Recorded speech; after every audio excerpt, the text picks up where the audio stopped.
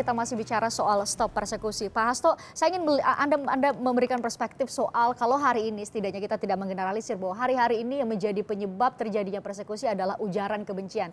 Kebanyakan di media sosial. Maka kemudian melihat tendensi ini atau melihat tren ini, melihat konteks ini seharusnya apa yang dilakukan oleh pemerintah dan pemerintah atau kementerian mana yang kemudian bekerja lebih awal? Ya begini, saya kira seluruh warga negara Indonesia ini kan selalu mengatakan bahwa kita negara hukum, bahwa kita harus patuh pada hukum gitu ya. Jadi mestinya secara normatif orang mematuhi itu. Artinya kalau ingin melakukan tindakan ya tindakan yang tidak melawan hukum gitu. Untuk ujaran-ujaran yang mengandung kebencian dan sebagainya, selain polisi kan sebenarnya Pak Arsul juga sudah menyatakan kemungkinan Kemenkominfo kan bisa melakukan dan informasi. blokir atau apa gitu ya. Ini menjadi upaya preventif untuk tidak berkembang menjadi sesuatu yang lebih besar lagi. Tetapi saya melihat memang ada lagi-lagi saya ingin menempatkan ini secara proporsional ya. Karena hukum itu kan tidak bermain di dalam ruang kosong. Pasti ada sesuatu di balik itu gitu. Jadi ini yang perlu dilihat karena saya mendengar ini sekarang ada Muslim Cyber Army. Itu yang tugasnya itu menyusun memetakan atau mengidentifikasi ujaran-ujaran kebencian terhadap di akun-akun kelompok tertentu. Kelompok tertentu dan kemudian ini di-share di kelompok tertentu ya kemudian bisa menghasilkan tindakan-tindakan persekusi ini. Nah, kalau ini seperti itu kan pertama saya melihat ini ada kemungkinan masyarakat terutama kelompok pelaku persekusi ini tidak lagi percaya pada aparat penegakan hukum. Seharusnya? Ya, mestinya kan itu dilakukan dengan melaporkan kalau kepada mereka penegak mengidentifikasi hukum. akun tertentu, mereka seharusnya mengambil jalur hukum juga melaporkan akun tersebut. Ya, kemungkinan kedua karena mereka merasa sebagai satu kelompok yang cukup mampu untuk melakukan persekusi itu untuk mempengaruhi situasi tertentu. Ya ini yang agak repot nih kalau ini kejadian. Pak Natalius, kalau keadaannya demikian, seharusnya pemerintah kita seperti apa? Yang mana? Ujaran kebencian.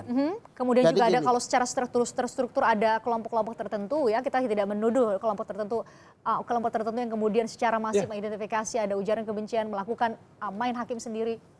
Ya jadi gini, namanya ujaran kebencian itu kan bagian daripada perbuatan melawan tindakan kebebasan ekspresi, pikiran, perasaan, dan pendapat.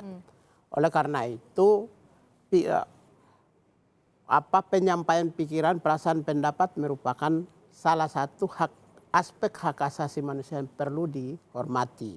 Ya, memang sebagaimana yang sudah saya sampaikan tadi bahwa di dalam konteks penyampaian ujaran kebencian, baik itu yang tertulis maupun juga lisan. Nah, yang harus diperhatikan itu adalah ujaran-ujaran yang berorientasi pada merendahkan martabat manusia, berorientasi pada diskriminasi ras, etnik, dan antar golongan. Kalau itu yang terjadi, maka sesuai dengan prinsip bisa dibatasi. Karena hak asasi manusia itu bisa dibatasi, tapi hanya dengan undang-undang.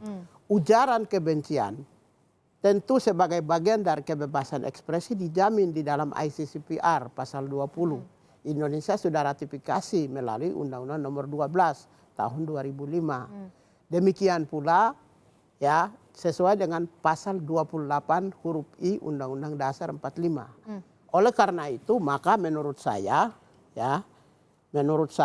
ujaran kebencian itu hanya satu segmen, satu aspek, satu konten daripada bagian dari konten yang besar. Oleh karena itu kalau kita lihat situs-situs yang diblokir oleh Kemeninfocom, ini sesuai dengan rilis dari Humas ya, itu dari 800.000 situs, itu kurang lebih hampir 85% itu adalah situs yang mengandung unsur pornografi. Tapi kalau yang sedikit, sebagian kecil, itulah yang mengandung ujaran kebencian. Kalau hanya sebagian kecil yang mengandung ujaran kebencian, maka bukan diblokir, tapi diatur. Pemerintah itu hanya bisa menata dan mengatur kebebasan lalu lintas supaya seluruh penyampaian pendapat, pikiran, perasaan tetap jaga, tetap Tapi dalam berjalan, koridor yang tetapi koridor yang baik dan benar. Jadi Dan tentu tidak pemerintah hanya melanggar hak mengatur orang lalu lintas saja. Pak Tidak Arsul, untuk menjudge dan tidak untuk melakukan pemblokiran apalagi. Blokiran itu sistem.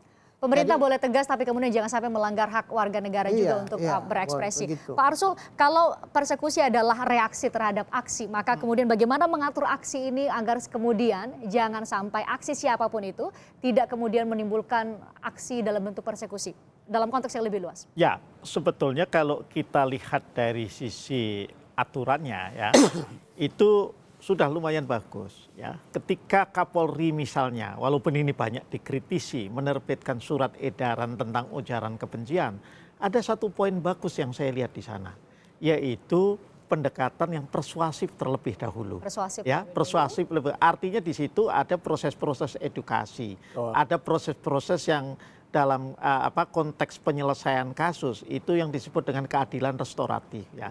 Nah, ini yang menurut saya belum dimaksimalkan ya. Meskipun SE-nya sendiri dulu dikritisi oleh kawan-kawan masyarakat sipil, tapi saya melihat ada poin yang bagus. Satu. Yang kedua, ini belum tumbuhnya koordinasi. Itu yang tadi disebutkan juga oleh Pak Natalius itu ya. Ya. Koordinasi kalau dalam konteks ini tentu antara Kominfo misalnya dengan Polri yang baru saja itu membentuk direktorat tentang kejahatan cyber ya. Kalau kemarin memang Kapolri juga menyampaikan keterbatasan personil yang menangani soal itu. Seharusnya lebih banyak lagi dong. Nah, ini sudah lebih banyak lagi.